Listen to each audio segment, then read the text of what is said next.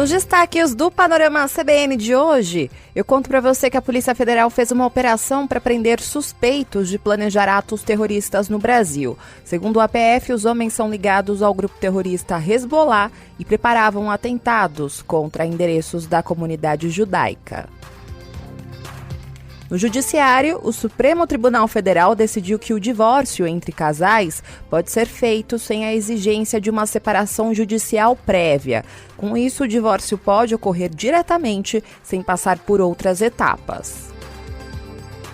E no meio ambiente, um alerta importante. Cientistas do Observatório Europeu anunciaram que 2023 deve terminar como o ano mais quente em 125 mil anos.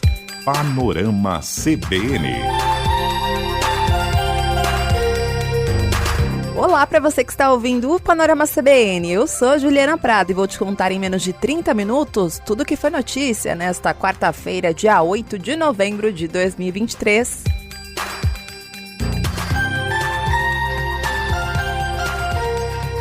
E eu começo essa edição contando para você que a Polícia Federal fez uma operação para prender suspeitos de planejar atos terroristas aqui no nosso país. A ação aconteceu na tarde de hoje em São Paulo, no Distrito Federal e em Minas Gerais. E 2 homens foram presos. E segundo a Polícia Federal, ambos são descendentes de libaneses ligados ao grupo terrorista Hezbollah, que atua no sul do Líbano e é financiado pelo regime do Irã. O grupo é tipo uma milícia que atua para atacar Israel. E segundo a investigação, eles preparavam atentados contra endereços da comunidade judaica, inclusive sinagogas, e pretendiam recrutar brasileiros para realizar esses ataques. E a operação da Polícia Federal aconteceu justamente para evitar que esse plano acontecesse na prática. Enquanto eu gravo esse episódio, no começo da noite de hoje, os 2 homens estão prestando depoimento para esclarecer esse suposto plano terrorista. Segundo o APF, os recrutadores e os possíveis recrutados para esses atos de violência devem responder por crimes que, somados, podem levar apenas de até 15 anos e 6 meses de prisão. Além das 2 prisões de hoje, que aconteceram aqui no Brasil, segundo informações da TV Globo, outros 2 mandados de prisão foram expedidos contra descendentes de libaneses que estão no Líbano. Esses alvos entraram na chamada lista de difusão vermelha da Interpol, que é uma ferramenta de cooperação policial internacional. E se eles forem presos, ainda eles precisam ser extraditados para o Brasil, dependendo do acordo que o Líbano tem com o nosso país. A operação de hoje no Brasil contra esses suspeitos de planejar atos de terrorismo é resultado de uma investigação que começou com informações de inteligência repassadas pelos governos de Israel e dos Estados Unidos. A divisão antiterrorista da Polícia Federal em Brasília foi alertada para o fato de que um grupo de brasileiros, vários deles com passagem criminal, estavam sendo aliciados, contratados por comandantes do Hezbollah no Líbano para promover ataques aqui no Brasil. As investigações descobriram que alguns desses brasileiros fizeram viagens recentes a Beirute, capital do Líbano, para encontros com Hezbollah e definiram valores pela colaboração em atos terroristas, lista de endereços a serem atacados e ainda o recrutamento de executores. Inclusive, um dos brasileiros foi preso desembarcando no Aeroporto Internacional de Guarulhos ao chegar de uma viagem do Líbano. A PF acredita que ele já chegou com informações para praticar os ataques. O outro preso foi detido quando chegava de Santa Catarina. Eu vou aproveitar que eu estou falando sobre informações do exterior para atualizar você sobre o conflito entre Israel e o Hamas. Hoje, durante a tarde, a passagem da cidade de Rafah, que fica na fronteira da faixa de Gaza com o Egito, foi fechada novamente por motivos de segurança. Isso porque o grupo terrorista Hamas escondeu alguns de seus integrantes em ambulâncias que transportavam feridos da faixa de Gaza para o posto da fronteira. E essa é uma péssima notícia porque com isso a população civil de diversas nacionalidades que estão querendo fugir da guerra em Gaza fica agora temporariamente impedida de sair da região. Rafah é a única saída viável porque a faixa de Gaza está bloqueada totalmente por Israel. As pessoas que deixariam Gaza nessa quarta-feira não puderam passar para o Egito justamente por causa desse fechamento da saída de Rafah. E essa é uma notícia ainda pior para os brasileiros que estão em Gaza, que pediram para serem repatriados para o nosso país, porque antes do fechamento da fronteira hoje, diplomatas do Itamaraty disseram para nossa repórter em Brasília, Gabriela Echenique, que existiam sinais sendo dados de que os brasileiros estariam na próxima lista de estrangeiros que iriam passar pela fronteira. Isso deveria acontecer amanhã. Ontem à noite, o chanceler brasileiro Mauro Vieira chegou a conversar com uma autoridade egípcia que garantiu que o espaço está aberto para os brasileiros, mas que a decisão depende de Israel. Mas hoje, o embaixador de Israel no Brasil, Daniel Zohar, publicou um vídeo nas redes sociais dizendo que quem está dificultando essa libertação é o Hamas e que Israel vai aumentar a cota de pessoas que vão poder passar pela fronteira para compensar esse atraso causado pelo Hamas. Apesar das declarações recentes, o Hamas é o único fator atrasando a saída dos brasileiros da faixa de Gaza por seus próprios interesses. Tem que lembrar que estamos em guerra total contra uma organização terrorista que repetidamente espalha desinformação para continuar criando terror. O Estado de Israel não possui interesse algum em atrasar a saída dos brasileiros ou de estrangeiros de qualquer outra nacionalidade. Em paralelo a isso, o Catar e os Estados Unidos estão negociando com o grupo Hamas a libertação de 10 a 15 reféns em troca de uma pausa humanitária de 1 a 2 dias nas ofensivas de Israel. A informação é da agência internacional de notícias Reuters e, segundo a Reuters, a pausa deve permitir ao Hamas reunir detalhes de todos os reféns civis e garantir a libertação de dezenas de outros. Um integrante da segurança do Egito disse que um cessar-fogo de 24 a 48 horas, ou uma limitação da zona principal de operações, é esperado na próxima semana em troca da libertação dos reféns. Do ponto de vista ainda diplomático, o G7, que é o grupo das 7 maiores economias do mundo, pediu hoje pausas humanitárias nos conflitos da faixa de Gaza. O grupo não falou em cessar-fogo, mas declarou que vai trabalhar intensamente para evitar que a guerra se agrave ainda mais. Já o secretário-geral da OTAN, Jens Stoltenberg, disse hoje que aliados da Organização Militar do Tratado do Atlântico Norte apoiam pausas humanitárias para permitir que a ajuda chegue na faixa de Gaza.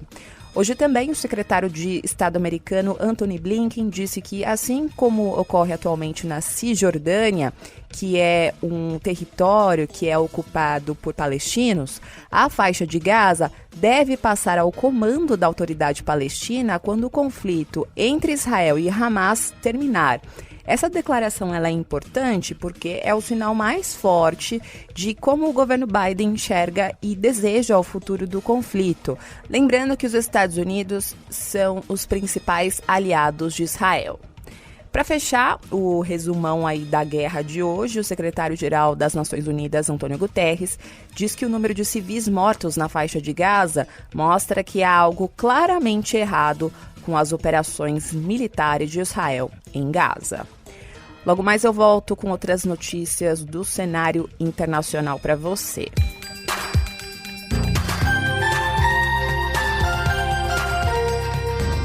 Porque vou voltar agora a falar sobre o Brasil. Vou levar você lá para o judiciário, porque saiu uma decisão importante sobre divórcio. Lá no Supremo Tribunal Federal, por unanimidade, os ministros decidiram hoje que o divórcio entre casais pode ser feito sem exigir uma separação judicial prévia desse casal.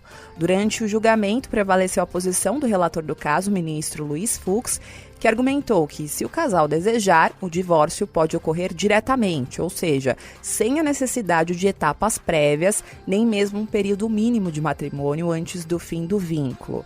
Os ministros decidiram ainda que a separação judicial não vai ser mantida na legislação brasileira como um mecanismo autônomo. Esse caso que foi julgado hoje tem repercussão geral, ou seja, é uma decisão do Supremo que vai orientar o tratamento de outras disputas judiciais semelhantes que estão sendo julgadas em instâncias inferiores.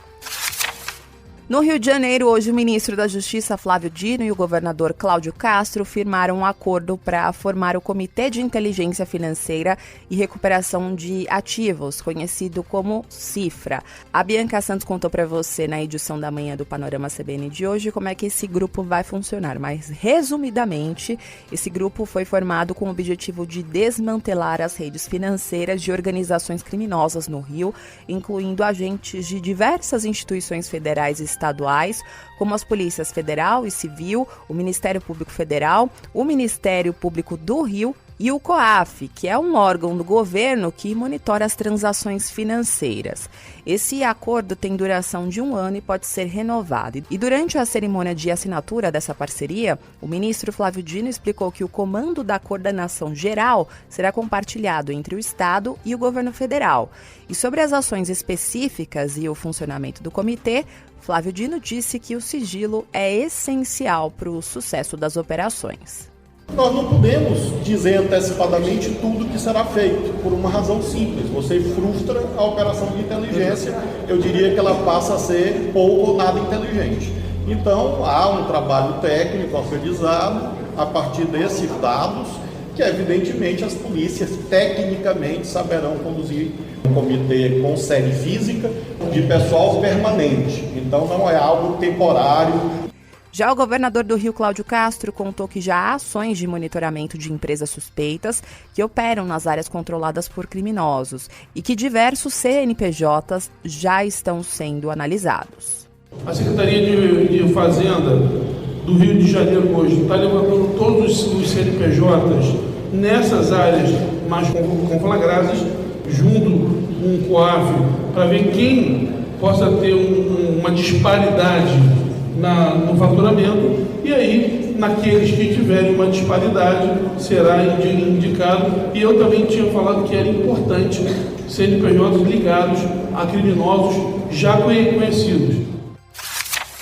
Em São Paulo, adivinha, ainda tem gente que está completamente no escuro por falta de energia elétrica. Enquanto eu gravo esse episódio, no começo da noite de hoje, 11 mil imóveis permanecem sem energia na Grande São Paulo desde sexta-feira, após o estado ser atingido por temporais. A Enel, que é a concessionária responsável pelo serviço em 24 cidades paulistas, incluindo a capital, tinha prometido concluir os trabalhos até a noite de ontem, terça-feira, mas não cumpriu esse prazo.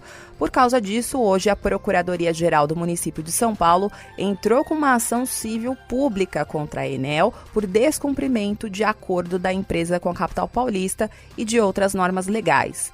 Além disso, a Prefeitura de São Paulo informou que vai notificar o PROCON e a ANEEL para que medidas sejam tomadas contra a concessionária.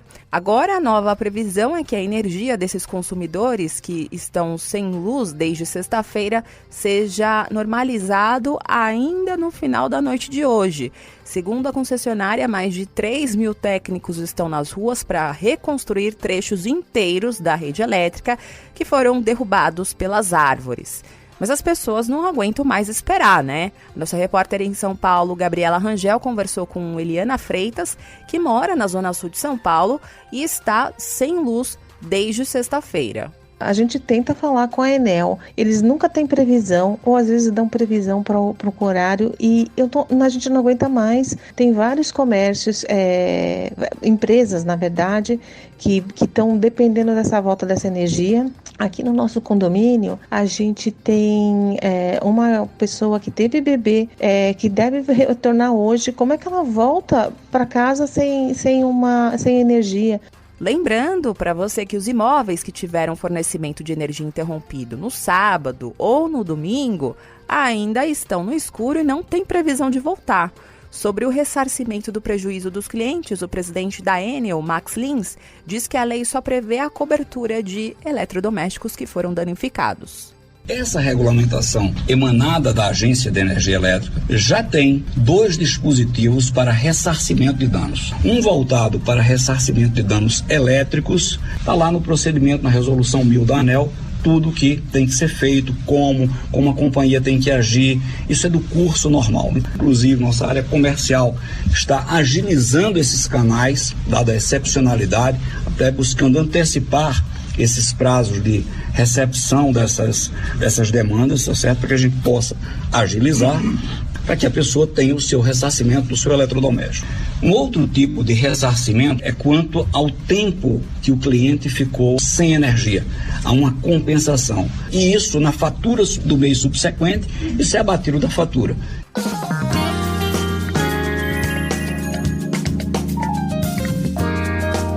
Na economia, trabalhadores das fábricas da General Motors de São José dos Campos, São Caetano do Sul e Mogi das Cruzes, em São Paulo, suspenderam hoje a greve que começou no dia 23 de outubro e retornaram às atividades depois de uma assembleia que foi realizada hoje.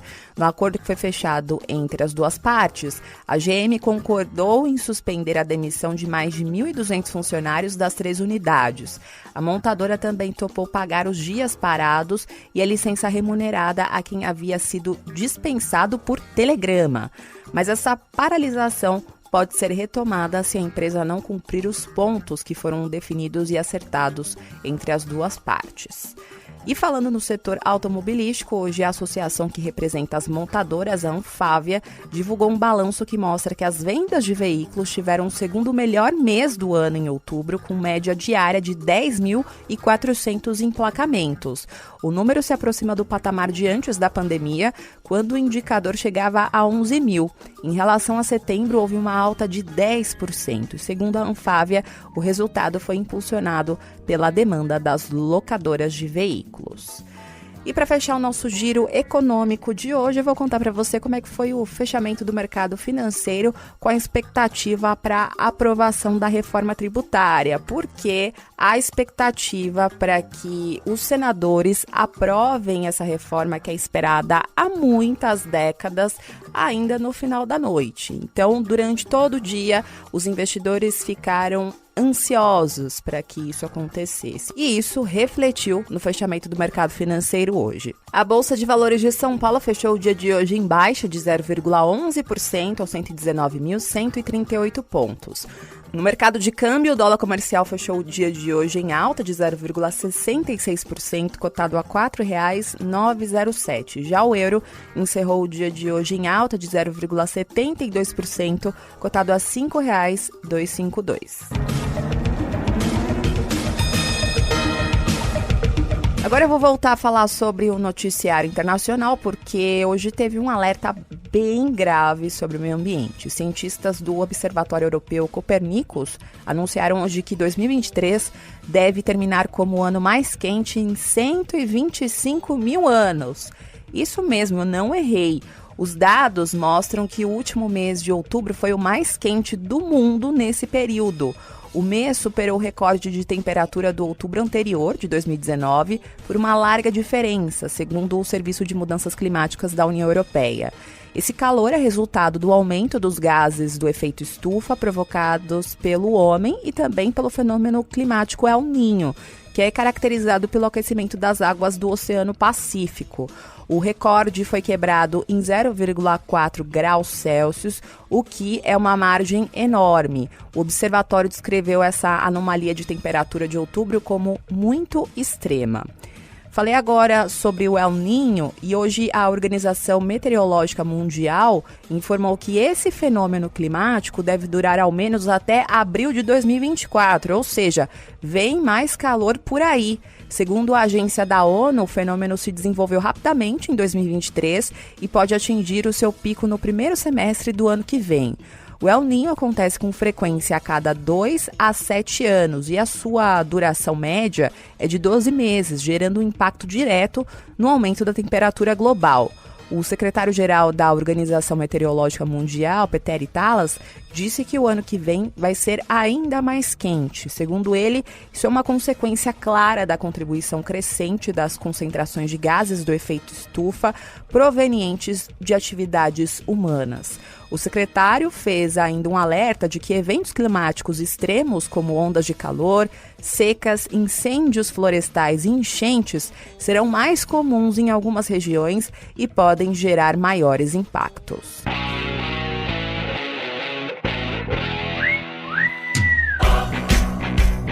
E no esporte, lá no Congresso Nacional, a Comissão de Esporte do Senado aprovou hoje o projeto que regulamenta o mercado de apostas esportivas de cota fixa.